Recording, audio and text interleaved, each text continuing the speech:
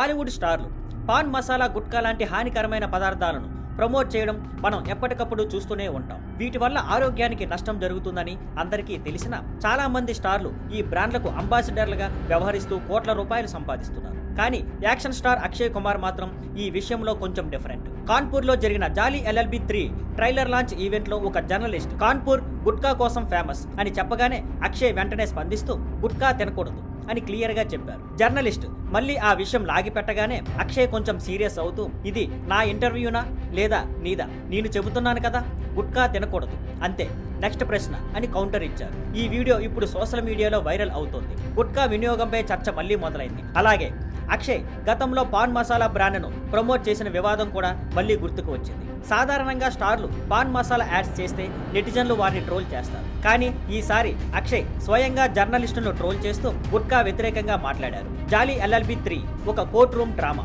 Akshay Kumar Jolly Mishra పాత్రలో, అర్షద్ వాసి మరో జాలీగా, సౌరభ్ శుక్లా మళ్ళీ జడ్జి త్రిపాఠిగా కనిపించబోతున్నారు. ట్రైలర్లో 2 జాలీల మధ్య జరిగే లీగల్ పోరాటాన్ని చాలా ఇంటెన్స్ గా చూపించారు. మరి ఈ సినిమా సెప్టెంబర్ 19, 2025న థియేటర్లో రిలీజ్ కాబోతుంది. మీరు చూసే ప్లాన్స్ రెడీ చేసుకోండి. ఒకప్పుడు వరుస సినిమాలతో టాలీవుడ్లో బిజీగా ఉన్న సమంత, రుత్ ప్రభు ఇప్పుడు అంత యాక్టివ్గా లేరని మనం గమనిస్తున్నాం. అప్పట్లో డేట్స్ అడ్జస్ట్ చేసుకోవడం, సినిమాల మధ్య జాగ్లింగ్ చేయడం ఇవన్నీ ఆమెకు చాలా ఇబ్బందిగా ఉండేవి. కానీ ఇప్పుడు సమంత తన జీవితం ఎలా మారిందో, ఎలా సింపుల్గా హ్యాపీగా ఉందో మనందరికీ చెప్పింది.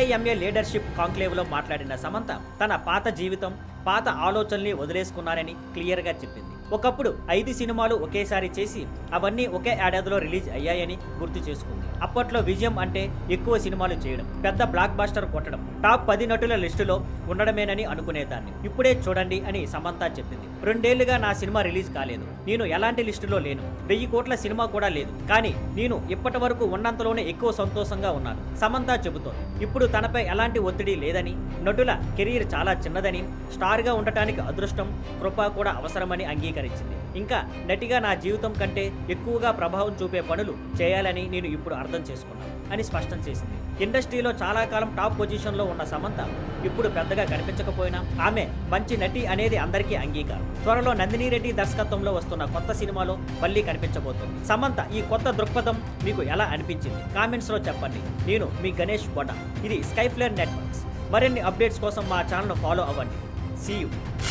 అనుష్క శెట్టి అభిమానులకు కొంత నిరాశ కలిగింది. క్రిష్ జాగర్లమూడి దర్శకత్వంలో వచ్చిన ఘాటీ సినిమా అనుష్కకి పెద్ద హిట్ తీసుకురావాలని అందరూ ఆశించారు. కానీ దురదృష్టవశాత్తు సినిమా బాక్సాఫీస్ వద్ద ఫెయిల్ అయింది. సినిమా కంటెంట్, అనుష్క నటన రెండింటిపైన మిక్స్డ్ రివ్యూలు వచ్చాయి. రిలీజ్కు ముందు అనుష్క టెలిఫోన్ ఇంటర్వ్యూలు ఇచ్చి ప్రమోషన్స్లో యాక్టివ్గా ఉన్న తర్వాత ఎలాంటి రియాక్షన్ ఇవ్వలేదు. ఇక ఇప్పుడు అనుష్క ఒక పెద్ద నిర్ణయం తీసుకుంది. సోషల్ మీడియా నుంచి బ్రేక్. ఇన్స్టాగ్రామ్లో పోస్ట్ చేస్తూ బ్లూ లైట్ను క్యాండిల్ లైట్తో మార్చేస్తున్నాం. సోషల్ మీడియా నుంచి కొంతకాలం దూరంగా ఉంటాం. మళ్ళీ ప్రపంచంతో కనెక్ట్ అవ్వడానికి, స్క్రోలింగ్కి, మంచి వర్క్ చేయడానికి ఈ బ్రేక్ తీసుకుంటున్నా అని రాసింది. అదేవిధంగా త్వరలో మరిన్ని కథలతో మరింత ప్రేమతో తిరిగి వస్తా అని కూడా అభిమానులకు హామీ ఇచ్చింది. ఘాటి ఫలితం మరియు ప్రమోషన్లపై వచ్చిన విమర్శలతో అనుష్క కొంచెం నిరాశలో ఉన్నట్టే కనిపించినా సోషల్ మీడియా నెగిటివిటీని పెద్దగా పట్టించుకోకుండా ముందుకు సాగుతున్నట్టు అనిపిస్తోంది. ప్రస్తుతం ఆమె తిరిగి బౌన్స్ అవ్వడానికి ప్రయత్నాలు చేస్తున్నట్టు సమాచారం. తెలుగులో కొత్త సినిమా చేయకపోయినా త్వరలో కథనార్ ది వైల్డ్ సోర్సరర్ సినిమాలో అనుష్కని చూడబోతున్నాం. మరి మీరు చెప్పండి, అనుష్క ఈ బ్రేక్ తర్వాత మరింత బలంగా వస్తుందని మీరు నమ్ముతున్నారా? కామెంట్స్ లో చెప్పండి. నేను మీ గణేష్ బొడ, ఇది స్కైఫ్లేర్ నెట్వర్క్స్. మరిన్ని సినీ అప్డేట్స్ కోసం మా ఛానల్ని ఫాలో అవ్వండి. See you. కన్నప్ప భైరవం సినిమాల రిలీజ్కు ముందు మంచు కుటుంబంలో ఉన్న విభేదాలు సోషల్ మీడియాలో ఎంత పెద్ద చర్చ అయ్యాయో మనం చూసాం. కానీ ఇప్పుడు ఆ పరిస్థితి కాస్త చల్లబడినట్టు కనిపిస్తుంది.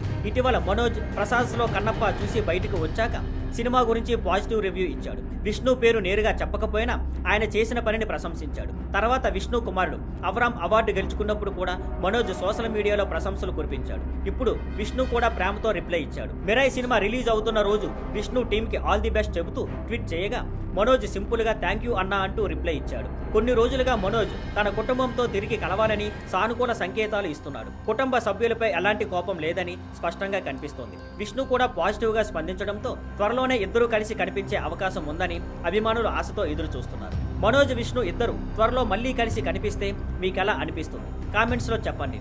నేను మీ గణేష్ బొడ, ఇది స్కైఫ్లేర్ నెట్వర్క్స్. మరిన్ని సినీ అప్డేట్స్ కోసం మా ఛానల్ని ఫాలో అవ్వండి.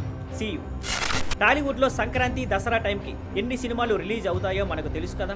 అలానే బాలీవుడ్లో రంజాన్, దీపావళి, క్రిస్మస్ టైంకి సినిమాలు వరుసగా వస్తుంటాయి. ముఖ్యంగా క్రిస్మస్ టైంకి 2-3 పెద్ద సినిమాలు బాక్సాఫీస్ వద్ద పోటీ పడటం ప్రతి సంవత్సరం జరుగుతూనే ఉంటుంది. ఈ ఏడాది క్రిస్మస్కి కూడా అలాంటి హాట్ బాక్సాఫీస్ క్లాస్ సెట్ అయ్యింది. ఆలియా భట్ నటిస్తున్న స్పై థ్రిల్లర్ ఆల్ఫాని యశ్రాజ్ ఫిల్మ్స్ డిసెంబర్ 25న రిలీజ్ చేయబోతున్నారు. హృతిక్ రోషన్, ఎన్టీఆర్లతో చేసిన వార్ 2 నిరాశపరిచిన తరువాత ఈ సినిమాపై భారీ ఆశలు పెట్టుకున్నారు. ఇది ఆలియా భట్ కెరీర్లో మొదటి స్పై థ్రిల్లర్ కావడంతో ఫ్యాన్స్ కూడా సూపర్ ఎగ్జైటెడ్గా ఉన్నారు. బయర్ ఆఫ్ బ్యానర్లో ఇప్పటి వరకు హీరోలే స్పై రోల్స్ చేశారు. ఈసారి మాత్రం లేడీ ఓరియంటెడ్ స్పై థ్రిల్లర్గా రావడం వల్ల అందరి దృష్టి ఆల్ఫాపై ఉంది. ఆలియా తన పాత్ర కోసం చాలా కష్టపడి ట్రైనింగ్ తీసుకుంది. యాక్షన్ సీన్స్ ప్రేక్షకులను ఆకట్టుకుంటాయని మేకర్స్ చెబుతున్నారు. సినిమా షూటింగ్ చివరి దశలో ఉంది. పోస్ట్ ప్రొడక్షన్ కూడా జరుగుతోంది. ఇక ఆలియాకు పోటీగా అడివిశేష్, మృణాల్ ఠాకూర్ నటించిన యాక్షన్ థ్రిల్లర్ డెకాయిట్ కూడా అదే రోజు క్రిస్మస్ డే థియేటర్లోకి రాబోతుంది. షానియల్ డియో దర్శకత్వంలో వచ్చిన ఈ సినిమా తెలుగుతో పాటు హిందీలో కూడా ఒకేసారి రిలీజ్ అవుతుంది. అడివిశేష్ చాలా వైవిధ్యమైన పాత్రలో కనిపించబోతున్నాడు. మృణాల్ కొత్త లుక్తో సర్ప్రైజ్ ఇవ్వబోతుందని టీం చెబుతోంది. ఇప్పటికే 2 సినిమాలు కూడా ప్రమోషన్స్కి రెడీ అవుతున్నాయి. కానీ ఒకే రోజు రిలీజ్ చేస్తే కలెక్షన్ల విషయంలో ఎవరికీ నష్టం జరగకుండా ఓపెనింగ్ ఎలా ఉంటుందో చూడాలి అంటున్నారు ట్రేడ్ సర్కిల్స్. ఎందుకంటే బాలీవుడ్లో ఈ మధ్య పెద్ద హిట్ టాక్ వచ్చిన సినిమాలకే కలెక్షన్లు బాగున్నాయి. సగటు టాక్ వస్తే వసూళ్లు పడిపోతున్నాయి. కాబట్టి ఓపెనింగ్ చాలా కీలకం. ఇప్పుడు అందరి దృష్టి ఒకటే, ఆల్ఫా వర్సెస్ డెకాయిట్. బాక్సాఫీస్ రేసులో ఎవరు గెలుస్తారు? ఈ క్రిస్మస్ 2025 విజేత ఎవరో చూడాలి. మరి మీకు ఏ సినిమా మీద ఎక్కువ ఎగ్జైట్మెంట్ ఉందో కామెంట్స్లో చెప్పండి. నేను మీ గణేష్ బొడ్డ, స్కైఫ్లేర్ నెట్వర్క్స్. మరిన్ని సినీ అప్డేట్స్ కోసం మా ఛానల్ని ఫాలో అవ్వండి. See you. Director Lokesh Kanagaraj తీసిన తాజా సినిమా కూలీ బాక్సాఫీస్ వద్ద బాగా ఆడలేదు. రొటీన్ టెంప్లెట్ లాగే ఉందని విమర్శలు వచ్చాయి. అందరూ అనుకున్నారు లోకేష్ నెక్స్ట్ సినిమా కమల్ హాసన్ లేదా రజనీకాంత్తోనే స్టార్ట్ అవుతుంది అని. కానీ తాజా సమాచారం మాత్రం వేరే దిశలో ఉంది. కమల్ హాసన్ కొత్త సినిమా KH-237ను అన్బు రవి డైరెక్షన్లో చేయబోతున్నట్లు కన్ఫర్మ్ అయ్యింది. అన్బు రవి అంటే ఫైట్ మాస్టర్స్గా లోకేష్ సినిమాలన్నింటికీ పనిచేసిన వారు. చాలా కాలంగా స్క్రిప్ట్ వర్క్ చేస్తున్నారు. ఇప్పుడు సినిమా సెట్స్ మీదకు వెళ్లడానికి రెడీ అయ్యారు. కథను మలయాళ రైటర్ శ్యామ్ పుష్కరన్ రాస్తున్నారు. దీనివల్ల లోకేష్కి ఖైదీ 2 మొదలు పెట్టడానికి క్లియర్ స్టార్ట్ దొరికిందని అంటున్నారు. రజనీకాంత్ ప్రస్తుతం జైలర్ 2 షూట్లో బిజీగా ఉన్నారు. కమల్ KH-237 చేయబోతున్నారు. ఈ గ్యాప్లో లోకేష్ తన యాక్టింగ్ డెబ్యూ పూర్తి చేసి ఖైదీ 2 మీద దృష్టి పెట్టవచ్చని అభిమానులు ఊహిస్తున్నారు. ఇంట్రెస్టింగ్ పాయింట్ ఏంటంటే లోకేష్ సినిమాలన్నిటికీ అన్బు రవి ఫైట్ మాస్టర్స్గా ఉన్నారు. వారు డైరెక్టర్గా బిజీ అయితే ఖైదీ 2లో వారి భాగస్వామ్యం ఎలా ఉంటుందో అనేది క్వశ్చన్ మార్క్. మరో కోణం ఏంటంటే లోకేష్ తన యాక్టింగ్ డెబ్యూ పూర్తి చేసే లోపే రజనీ జైలర్ 2, కమల్ KH-237 పూర్తి చేయవచ్చు. ఆ తర్వాత ఒక పెద్ద మల్టీ స్టారర్ ప్రాజెక్ట్ వచ్చే ఛాన్స్ ఉంది. ప్రస్తుతం లోకేష్ నెక్స్ట్ ప్రాజెక్ట్ ఏది అనే క్లారిటీ కోసం అందరూ వెయిట్ చేస్తున్నారు. తమిళ మీడియాలో వస్తున్న వార్తల ప్రకారం అక్టోబర్లో అధికార ప్రకటన రావచ్చు. మరి మీ అభిప్రాయం ఏంటి? లోకేష్ తర్వాత ఏ సినిమా స్టార్ట్ చేయాలి అనుకుంటున్నారు? కామెంట్స్లో చెప్పండి. నేను మీ గణేష్ బొడ. ఇది స్కైఫ్లేర్ నెట్వర్క్స్. మరిన్ని సినీ అప్డేట్స్ కోసం మా ఛానల్ని ఫాలో అవ్వండి. See you. Thank you for watching. Please like, share and subscribe.